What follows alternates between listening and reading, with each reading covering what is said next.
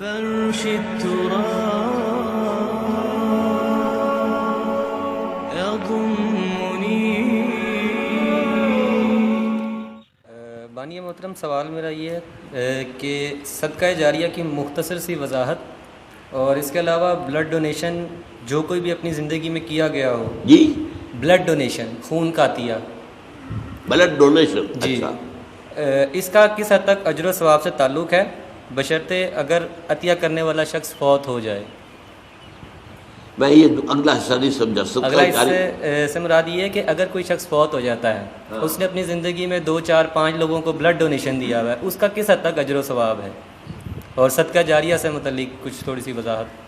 دیکھیے، صدقہ جاریہ تو اس کو کہتے ہیں کہ کوئی ایسا کام کہ جس کا ثواب کسی انسان کے فوت ہونے کے بعد بھی مسلسل ملتا رہے اس کو.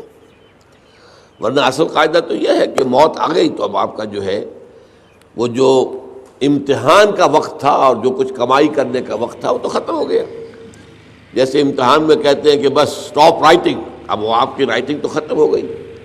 البتہ بعض اعمال ایسے ہیں کہ جن کے اثرات بعد میں بھی پھیلتے رہتے ہیں، اچھے اثرات، تو اس کے جو ہے اللہ تعالیٰ کی طرف سے اس کا ثواب بھی اس شخص کے مرنے کے بعد بھی اس کے حساب میں درج ہوتا رہتا ہے. بہترین صدقہ جاریہ نیک اولاد ہے. اگر آپ نے اپنی اولاد کی پرورش صحیح کی ہے، انہیں مسلم اور مومن بنا کر اٹھایا ہے، وہ اللہ کے فرما بردار متقی بندے ہیں، تو یہ جو ان کا وجود ہے، ان سے جو بھی نیکی پھیلے گی، ان سے جو آگے تقویٰ پھیلے گا، ان سے جتنا بھی بھلائی کا آگے فروغ ہوگا، اس کا ثواب آپ کو ملتا رہے گا. تو سب سے بڑا صدقہ جاریہ جو ہے وہ نیک اولاد ہے. اب اس کے علاوہ ایک صدقہ جاریہ مثلاً یہ کہ ایک شخص نے ایک دینی جو ہے درسگاہ قائم کر دی، زمین وقف کی، عمارتیں بنائی، دینی درسگاہ. اب یہ درسگاہ جب تک چلے گی اس کے حساب میں جو ہے اس کی نیکیاں جو ہے درج ہوتی رہے گی. اسی طرح دعوت و تبلیغ کا کام ہے.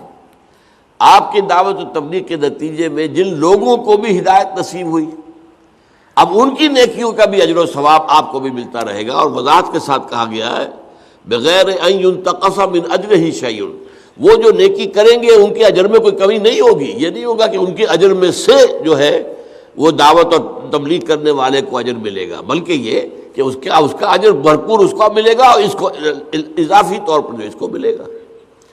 تو یہ ہے خیر کا کوئی کام غریبوں کے لیے، عوام کے لیے. جیسے پرانے زمانے میں ہوتا تھا کہ پل بنا، چاہ بنا، مدرسہ، تالاب بنا. اب اس زمانے میں واٹر سپلائی تو نہیں ہوتی تھی، کہیں کنواں کھود دینا، کہیں راستے پر سبیل ایسی لگا دینا کہ پانی وہاں سے ٹھنڈا جو ہے مسافروں کو ملتی. سارے کام جو ہے یہ صدقہ جاریہ ہے. باقی اگر کسی نے کسی کو خون دیا ہے اور وہ نیکی کے ارادے سے دیا ہے تو اس کا اجر و ثواب اس سے ملے گا. باقی اس میں آگے اس کے کوئی منتقل ہونے کا میرے خیال میں کوئی معاملہ نہیں ہے. هي الحلقات تحفظني بآيات من القرآن، هي الحلقات تملأني بحب المصطفى العدنان.